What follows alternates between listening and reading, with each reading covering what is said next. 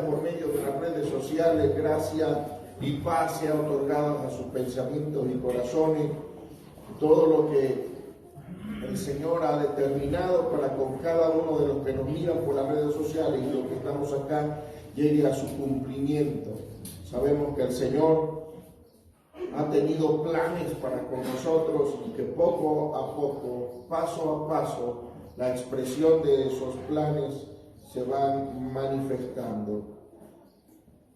Quiero darle la bienvenida a aquellos que nos visitan por primera vez. Sean bienvenidos en medio nuestro, siéntase como en su casa. Somos parte de una familia a la cual le amamos y le bendecimos. Estamos en un tiempo el cual creo que es muy susceptible en cuanto a la vida de Jesús. Hay un mes específico donde el 99% del ser humano se hace muy sensible al asunto de la crucifixión y a lo que Cristo hizo en la cruz del Calvario. Nosotros como iglesia vivimos esa crucifixión o ese evento todos los días de nuestras vidas. O sea, no hay un mes específico en el que nosotros no podamos recordar la muerte y la resurrección de Cristo. Creo, y perdónenme si me voy un poco al extremo, ¿no? Creo que muchas personalidades del mundo toman esto simplemente como una publicidad para hacer sensible algunas áreas o algunos lugares. Nosotros no tenemos a Cristo como una publicidad, lo tenemos como una realidad en nuestras vidas. Lo tenemos como una verdad presente, la cual queremos que cada día se pueda improntar en nuestras vidas. Por eso en cada una de nuestras predicaciones, sea el mes que sea, anunciamos a Cristo crucificado y resucitado en nosotros.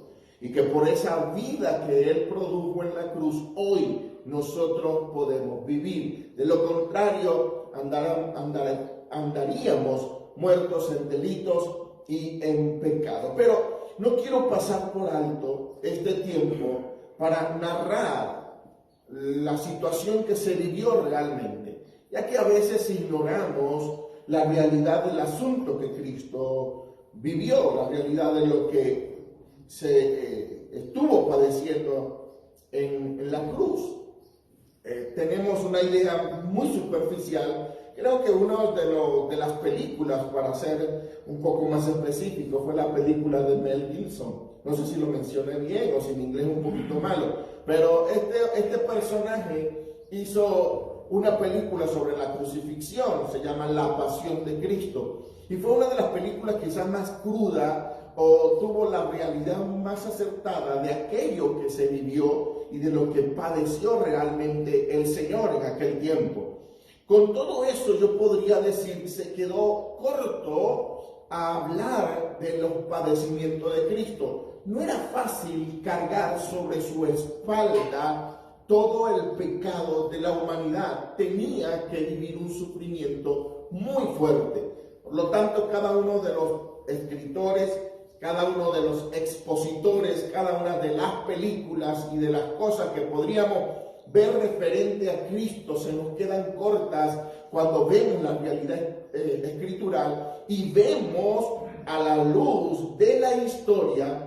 Cuando hablo de la historia, hablo del tiempo en el que se hizo ese asunto. Porque cuando hablamos de crucifixión, podríamos decir que los romanos son los que tenían la mayor estrategia o eran los que estaban mejor entrenados para hacer sufrir a un reo de muerte desde el momento de la condenación hasta el momento de su muerte. Si alguno en el tiempo de los romanos, en el tiempo en el que Roma gobernaba, era declarado a muerte, ellos tenían algunas formas de hacer de que el reo de muerte sufriera desde el momento, desde el inicio en el que fuese denominado condenado hasta el momento de su crucifixión. Y quiero que leamos uno de los comienzos del sufrimiento del Maestro, porque comienza aproximadamente en Lucas capítulo 22, versículo 44. También habla algo referente a esto Mateo 26, 36. Pero quiero que veamos algo, un extracto nada más de lo que narra Lucas. Quiero que nos vayamos al entendimiento. Lucas capítulo 22, versículo 44. Los escritores de la Biblia, los que son los inicios, Mateo, Marcos, Lucas y Juan, cada uno tenía una función. Uno era recaudador de impuestos, pero cuando hablamos de Lucas, Lucas era médico, era un doctor. Lucas, cuando vemos todo el libro de Lucas, nos damos cuenta que Lucas utiliza algunos términos médicos y Lucas se especializó en ver la parte médica de todo el asunto. Y en el momento que Lucas escribe, creo que es el único que escribe sobre este asunto, escribe en Lucas capítulo 22, versículo 44, dice, y estando en agonía, dice, oraba más intensamente y era su sudor como grandes gotas de sangre que caían hasta la tierra. Esto en la medicina se llama dermatohidrosis. La dermatohidrosis es una condición del ser humano cuando entra en un extremo de agonía. Aquí Cristo no estaba siendo crucificado. Aquí Cristo estaba viviendo un proceso mental sobre lo que iba a pasar en el resto de las horas que continuaba su vida. Entonces esto sucede cuando una persona entra en un extremo de preocupación, un extremo de tanto pensar por lo que va a pasar, de tanto pensar por lo que va a suceder, que los poros entre la piel hay venitas que comienzan a romperse y esas venas comienzan a mezclarse con los poros de la piel y comienza a sudar sudor y sangre. Y eso, como se lo mencioné, se llama, perdónenme que lo lea, porque es que no me lo grabo, yo creo que ni los médicos logran grabarse completamente todos los asuntos médicos. Dermatohidrosis. Entonces, ese acontecimiento llama mucho la atención. El motivo es de que de tal manera había una preocupación en la vida de Jesús que llegó al extremo de sudar sangre. Y no es sencillo, hermano, porque aquí a veces nosotros no dormimos porque simplemente el motor de nuestro carro tiene un sonido extraño y eso nos trasnocha a nosotros los hombres. No sé específicamente qué les trasnocha a ustedes las mujeres, pero a nosotros los hombres, y yo sé que no me van a dejar mentir en este asunto, escuchan que está sonando algo en la llanta del auto, del carro, y comenzamos, ¿qué será? ¿Qué será? Y pensamos toda la noche a ver qué va a ser. Y si es sábado para domingo, peor, porque tenemos que esperar hasta el lunes que abran los mecánicos para llevárselo y saber qué es lo que es. Es una preocupación. Y esto no nos ha llevado a nosotros a sudar sangre. Ahora, yo no sé qué, vuelvo a repetir, no sé qué le preocupa a la mujer. De repente dices que no me ha llegado el esposo con la quincena, que le habrá pasado. Ojalá llegue la quincena, no importa que no llegue él, pero con tal que llegue la quincena. No sé, de verdad no sé cuál sea la mayor preocupación de una mujer, pero hablo desde el ámbito de hombre porque sé que eso es lo que a veces nos quita y nos roba el sueño. Sé que a veces hay cosas que nos perturban y nos pone inquietos, no nos deja descansar. De la misma manera, Cristo tuvo ese tipo de pensamiento, pero más extremo, porque no era fácil lo que venía a continuación, no era sencillo. En el libro de Mateo, capítulo 26, versículo 36 en adelante, dice, entonces llamó Jesús con ellos a un lugar que se llamaba Getsemaní y dijo a sus discípulos, sentaos aquí, entre tanto que voy allí y oro. Y tomando a Pedro y a los dos hijos de Zebedeo, comenzó a entristecerse y a angustiarse en gran manera. Entonces Jesús le dijo, mi alma está muy triste hasta la muerte. Quedaos allí y velad conmigo. Mire, la expresión de Cristo dice, mi alma está triste y está triste hasta la muerte. Había tristeza, había agonía, había desespero, había dentro de su pensamiento tantas cosas, tanto así que hay una porción en las Escrituras que él dice, Padre, si es posible, pasa de mí esta copa. Había un ruego humano, un ruego carnal, vamos a mencionarlo de esta forma, porque no era un ruego del espíritu, era un ruego de la carne. En el momento que él le dice, Padre, si es posible, pasa de mí este momento. Jesús sabía lo que iba a vivir, no era nada sencillo, no era fácil lo que iba a padecer. Por eso él hace esa exclamación, si es posible que esto que está sucediendo, tú puedas hacerlo pasar. Pero él le termina diciendo, no se haga mi voluntad, sino la tuya. Porque sabía que bajo una condición humana la voluntad nos lleva a evitar los conflictos, a evitar los problemas, a evitar los sufrimientos. Bajo una condición humana tratamos por todos los medios no sufrir, pero bajo la condición de lo que Dios quería hacer en su plan perfecto, sabíamos que el Cordero necesitaba ser inmolado, que el Cordero necesitaba morir para el perdón perpetuo, permanente de los pecados. Israel vivía todos los años haciendo sacrificios para que su pecado sea perdonado, y la única forma era el sacrificio del Hijo de Dios para que el pecado fuera perdonado una sola vez y para siempre. Pero en la condición humana le dice al Señor, si es posible, pasa de mí esta copa, pero no se haga lo que yo quiero, lo que mi carne está deseando en este momento, sino tu voluntad. Y ahí estaba impresa la voluntad de Dios, en lo que Cristo tenía que padecer a partir de ese momento, a partir de esa hora. Y dice que llega una turba de gente, y cuando llega la turba de gente a aquel lugar, lo toman, comienza un sufrimiento, comienza el juicio, comienza la crítica, comienza el señalamiento, comienzan a golpearlo y comienzan a hacer en contra del cuerpo de Cristo una cantidad de cosas. Cuando condenan al reo a muerte, una de las condenaciones específicas o una de las cosas para poder martirizar al reo a muerte en aquel tiempo eran 39 latigazos sobre el cuerpo humano, y no era un látigo común y corriente como lo que nosotros vemos en algunas crucifixiones. No, el látigo romano tenía 3 puntas, y dentro de las 3 puntas tenía 3 cintas de cuero, y esas 3 cintas de cuero en su punta tenía un metal que cuando golpeaba la piel se incrustaba dentro de la piel, y cuando alaban arrancaba 3 trozos de piel del cuerpo de la persona que había sido condenado. Esto quiere decir que cada latigazo, estamos hablando de 39 latigazos por 3, cada latigazo rasgaba pedazos de piel de la espalda, del costado, de donde llegara a pegar el latigazo, allí rompía la piel. Esto era lo que tenía al Señor preocupado en aquel momento del Getsemaní. No tan solo eso, sino que el reo a muerte era llamado para la crucifixión. Y miren algo, quiero saltarme algunas cosas que están, para no ser tan largo este asunto. La crucifixión, en cuanto al término romano, eran especialistas para poder crucificar a una persona. Porque en el momento que la persona estaba en la cruz, se le colocaba en la parte baja, comúnmente le decimos nalgas, y discúlpeme si usted suena una mala expresión, pero así aparece dentro de las escrituras.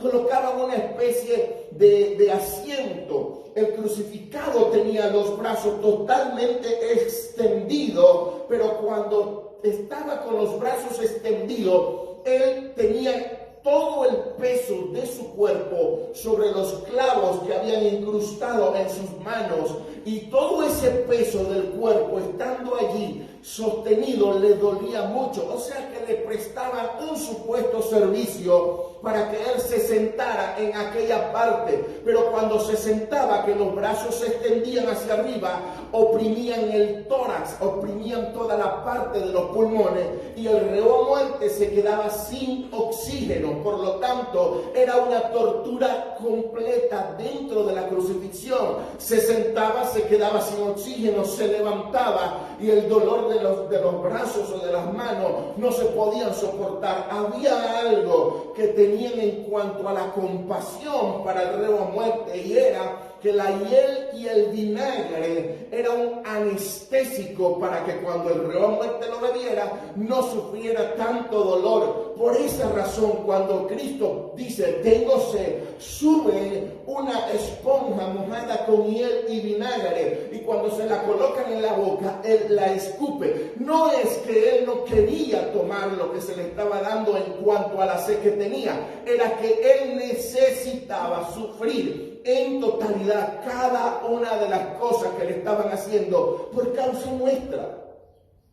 Todo lo que estaba sufriendo Cristo en la cruz lo estaba haciendo por el peso del pecado dentro de la humanidad, y él tenía que sufrirla en totalidad por causa nuestra. No quería sufrir algo a media, no quería sufrir algo con anestesia, no quería sufrir algo para no dar cuenta en totalidad de nuestro delito y de nuestro pecado. Él quería tener un sacrificio total, completo, permanente, sin ningún tipo de anestesia en su cuerpo, para poder decir al final, porque allí lo vemos dentro de las Escrituras, consumado es. Cuando él dice consumado es, en ese momento específico se habla de una palabra que comúnmente se la he dicho en múltiples predicaciones. La palabra que utilizó original allí fue tetelestai. La palabra tetelestai significa pago en totalidad. Ese consumado es, el original es tetelestai, y el significado original es yo pago en totalidad. ¿Qué era lo que estaba pagando Cristo en totalidad en aquel momento? ¿Cuál era el pago total de Cristo en aquella cruz? Estaba diciendo, yo doy el pago en totalidad del pecado que el hombre necesitaba pagar. Ya él no lo paga, yo lo pago por él. Yo doy todo para que el hombre, el ser humano, las personas que están ahora a expensa después de esta cruz, después de este tiempo, después de este momento, las personas no tengan que pagar por sus delitos y su pecado. Yo doy el que te está y yo pago en totalidad. Lo que tú merecías, yo lo estoy pagando en la cruz. Eso fue lo que significó la muerte de Cristo en la cruz, y la frase específica de consumado es, le estaba diciendo al Señor, Señor, a su Padre, Padre, ahora ya se puede decir que el hombre cuando llega a mí puede tener un perdón total y ya no necesita otro perdón.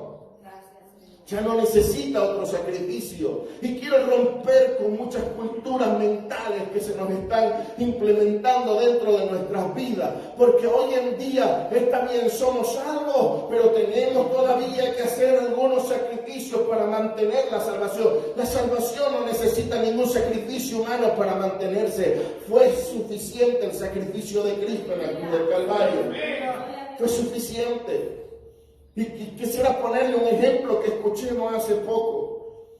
Si un hombre, vamos a imaginarnos la historia de aquel hijo pródigo. Si se la conoce usted, la historia del hijo pródigo, aquel joven que le dice a su padre, Padre, yo necesito que me dé todos mis bienes y la parte de mi herencia, porque yo necesito vivir mi vida. El hijo pródigo recibió la parte de su herencia y se fue, la consumió en totalidad.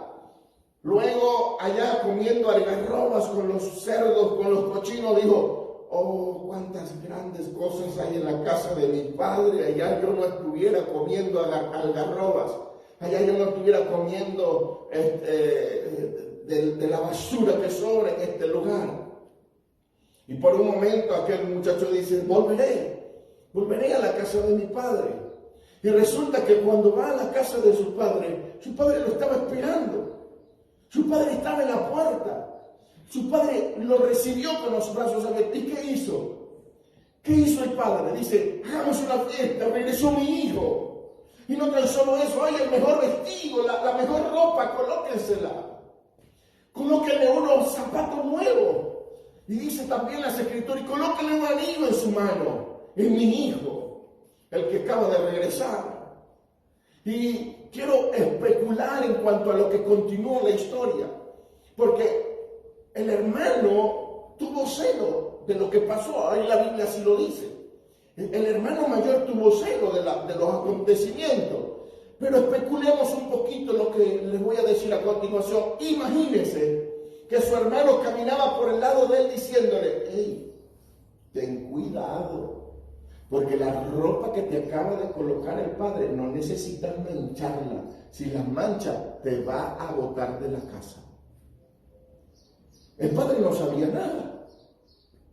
Y de repente le dice: hey, ten cuidado con ese anillo, se ve que te queda poquito flojo.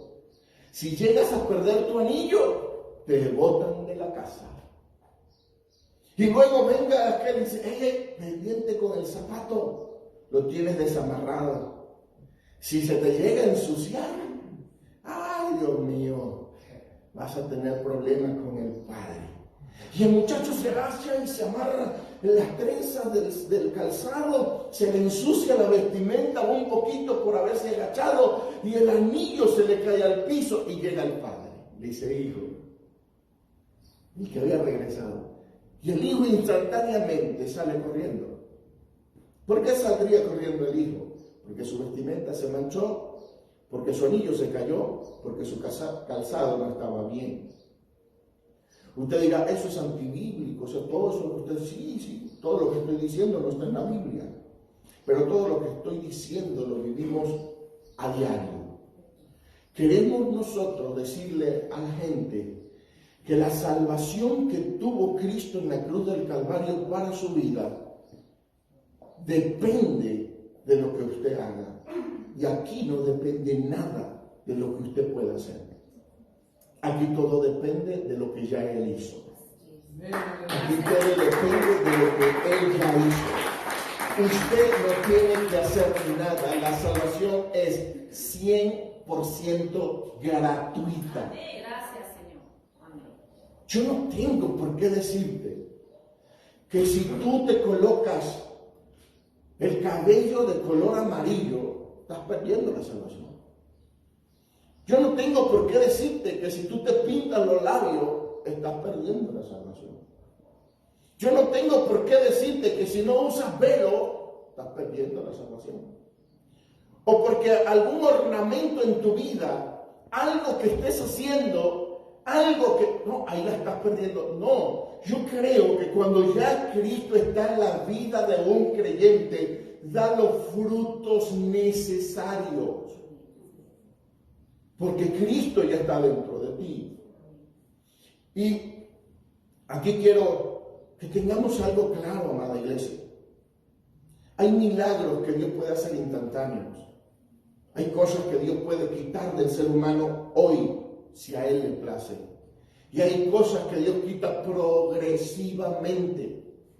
Hay cosas que Dios va a ir quitando mediante la exposición a la vida de Cristo dentro de nosotros. Cuando yo me expongo que su vida verdaderamente esté dentro de mí, comienza un cambio progresivo. Y a veces nosotros queremos obligar que la gente tenga un cambio. Ya eres cristiano, ya eres evangélico, ya deja ese vicio que te está matando. Lo va a dejar sin que yo le diga. Lo va a dejar porque Cristo está haciendo una obra en su vida. Lo va a dejar porque Cristo está haciendo algo en él. Pero si usted comienza detrás de una persona a decirle: tu ropa se está manchando, el padre te va a botar de la casa. Los zapatos están mal amarrados. El padre, si te ve los zapatos mal amarrados, ya está afuera, ya no vas a estar más aquí en la casa. ¿Sí me explico en este asunto? O sea, desestimamos el sacrificio de la muerte, el sacrificio de la muerte de Cristo en la cruz del Calvario, y la ponemos tan insignificante: el sudor de sangre, el decir estoy triste hasta la muerte, los latigazos, la corona de espinas que traspasó hasta el cráneo porque eran espinas, no eran las espinitas que conocemos hoy nosotros, que cuando caminamos se nos pegan en los zapatos, no, eran espinas que laceraron el cráneo, eran golpes que maltrataban, era un madero el cual tuvo que recibir ayuda, era una crucifixión con clavos, no de puntas, sino con puntas cuadradas, que rasgaron la piel, que rasgaron el músculo, que no rompieron ningún hueso. Era maltrato físico, no lo podemos dejar pasar por alto. Todo eso lo hizo para el perdón de nosotros, y nosotros, como iglesia, tratamos de añadirle al sacrificio de Cristo cosas que no salvan, cosas que no producen salvación en el hombre. No, es que los hermanos que se ponen el pelo así medio rizo y todo alborotado se lo va a llevar el diablo. No, hermano. No, esos que se dan las chivas así bien largas, así que parecen un chifú. Eso los va a condenar el Señor. Hay 7 pailas en el infierno y una es para ellos. ¿Cuántas cosas no ponemos nosotros o no decimos esto te condena? El pantalón no produce salvación. La falda no produce salvación. Las camisas que usa no producen ni salvación ni santidad. Ojo, no estoy diciendo, ay hermano, póngase una de Playboy aquí así bien grande. No. Es que el pastor dijo que eso no produce salvación. No le haga publicidad al pecado, eso sí. Vístase, como dice la Biblia, decentemente y con orden, con modestia. Pero lo que yo estoy peleando y pelearé durante el resto de mi vida es que lo único que produce salvación en el ser humano es el sacrificio de Cristo para el hombre. Y que eso es lo único que tú necesitas el día de hoy. A partir de allí, Cristo mismo lo dijo: permaneced en mí y yo permanezca en vosotros, porque el que permanece en mí, este lleva mucho fruto. Separados de mí, nada podéis hacer. Mira cómo dice el libro de Colosenses en el capítulo 2, versículo 13 al 15. Dice: y a vosotros estando muertos en pecados y en la incircuncisión de vuestra carne, os dio vida juntamente con él, perdonándoos todos los pecados, anulando, me voy a parar aquí un poquito, perdonando ¿qué? Todos. Oiga esto, yo el día de mañana no tengo que volver a sacrificar a Cristo por el pecado que quizás cometa hoy. ¿Está aquí? Si hay algo que el Señor conoce a la perfección, es tu vida. Dios la conoce. Y aquí yo no quiero meterme mucho en lo que es predestinación, porque es un tema muy, pero muy polémico. Pero te voy a hablar de lo que Cristo le dijo a Pedro, cuando Pedro le dijo: Señor, yo voy contigo hasta la muerte. Y al Señor le dijo: Pedro, no, eso no te lo creo. Te creo cualquier cosa, pero eso que vas conmigo hasta la muerte, no. Señor, soy capaz de matar por ti. Pedro, antes que el gallo cante, ya tú me habrás negado 3 veces. ¿Se lo dijo el Señor o no? En un presente le habló de un futuro. En el presente de Pedro le dijo: Pedro, tú en tu futuro me negarás 3 veces y la tercera vez que me niegue, un gallo canta. O sea, Jesús le dio lujos y detalles de las cosas que iban a pasar en su vida. Ahora, no me vengan a decir a mí que Jesús no conoce con lujo y detalle las cosas que van a pasar en tu vida. Él las conoce. Y con todo eso decidió morir en la cruz. Con todo eso él tomó la decisión. Leí una historia hace mucho tiempo en la que un director de trenes miraba cómo los trenes cruzaban y era el que tenía el derecho de hacer los cambios de las vías de los trenes. Un día se llevó a su hijo a jugar y su hijo, estando al frente de los rieles del tren, se le cae el juguete. Y cuando cae el juguete, el hijo se lanza a agarrar su juguete. En eso venía el tren. Y él tuvo todas las posibilidades de hacer el cambio de vía para que su hijo no muriera. Pero si hacía el cambio de vía, iban a chocar los trenes de frente y toda la gente que estaba allí adentro se iba a matar. Entonces él tuvo que tomar una decisión: o dejo morir a mi hijo o dejo que la gente se mate. Y no hizo el cambio de rieles. El tren pasó por encima de su hijo y salió corriendo. Corrió y llegó al frente de los rieles del tren donde su hijo había muerto. Y cuando volteó a ver adentro del tren, veía gente bebiendo, divirtiéndose, riendo, disfrutando, gozando de plena vida. Y él en ese momento tenía el dolor de que su hijo acababa de morir con los rieles del tren. ¿Qué cree usted que fuera hecho cada uno de los que hoy estamos acá? ¿Qué fuera hecho el Padre si en el momento que Cristo le dijo, si es posible, Señor, pasa de mí esta copa? ¿Dónde estuviéramos hoy? Pero de la misma manera como gente dentro del tren sigue disfrutando y deleitándose de la vida, hoy, sabiendo el sacrificio de Cristo, nosotros seguimos haciendo nuestra vida común y cotidiana. Quiero que entendamos algo. El Señor no se arrepiente del sacrificio. Él ya sabía qué era lo que usted iba a hacer. Él ya sabía qué era lo que usted iba a vivir. Él ya sabía que usted en ocasiones, como Pedro, le iba a negar. Y el Señor no le dijo a Pedro, Pedro, después que me niegue, el infierno te espera. No. Es más, me voy a atrever a decir algo que para muchos de los que me ven por las redes sociales tal vez decir, el pastor está loco. Si Judas se fuese arrepentido, el Señor lo perdona. En la cruz, Jesús dijo, Padre, perdónales porque no saben lo que hacen. Solo esa expresión, Padre, perdónales porque no saben lo que hacen.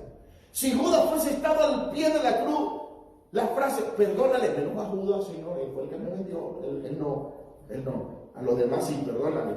Los demás no saben lo que hace, Judas sí sabía. Pero ha sido terrible ese asunto, ¿verdad que sí? No, fue una frase general, fue una frase mundial, fue una frase para todos. Si Judas fuese por un momento reaccionado, él fue y trató de regresar el dinero y dijo, ¿qué hago? He hecho algo malo, necesito remediar mi pecado. El enemigo le cerró las puertas. Pero si Judas fuera hecho lo mínimo como lo hizo Pedro, lloró amargamente, porque tanto como venderle como negarle es un acto que no se podría haber perdonado. Pero no correspondía a nosotros, correspondía al que iba a morir en la cruz. Y por eso seguía diciendo el Señor, perdónale. No sabe lo que hace. No sabe lo que hace. Y cuando resucitó, ¿a quién buscó el Señor?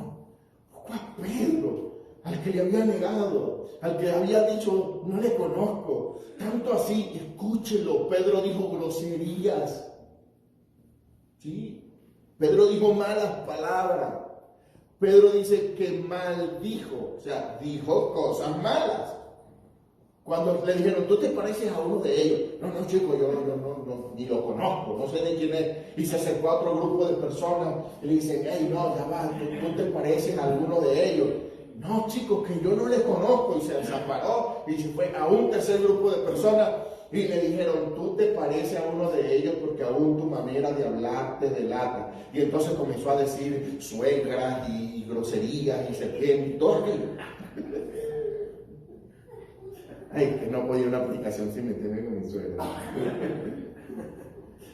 Pedro soltó malas palabras. Y después que soltó las malas palabras, el gallo cantó. Y cuando el gallo cantó se acordó. Porque el Espíritu nos recuerda, siempre nos recuerda la palabra. Siempre nos la va a recordar en el momento que tú fallas. Y después que fallas, viene la palabra y te dice, lo hiciste mal. Y es allí donde necesitas arrepentirte. Y arrepentimiento es metanoia, cambio de pensamiento. Ok, Señor, yo tengo que cambiar esta mentalidad que me lleva a la caída, que me lleva al pecado, que me lleva al juicio, que me lleva al chisme. O que me lleva a cualquier cosa que está en contra de tu presencia. Por eso el Señor va produciendo en nosotros el fruto necesario. Caí, pequé, pero el Señor, no necesito crucificarlo hoy de nuevo para el perdón de mi pecado. No, necesito volver a la cruz y decirle, perdóname, Señor, quiero cambiar esta forma de ser y de pensar. Necesito volver a la cruz y avanzar, no quedarme hundido.